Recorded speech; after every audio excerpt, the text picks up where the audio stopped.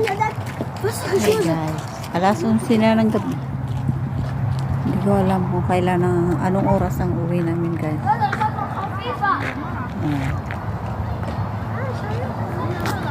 Naantok na ako. So, wala akong magawa. Trabaho is trabaho. Hi guys, good evening, good evening, good morning, good morning. Naghahanap kami ng pusa. Yung mga bata walang kapigilan sa kalakad. Mapita ba na sis? Ikot na ikot, lakad na lakad sila. Ayan.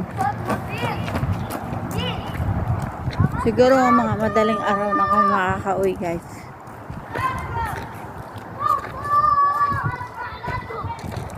Ayan. Sunod na sunod. Ikot ko kayo sa kabukiran.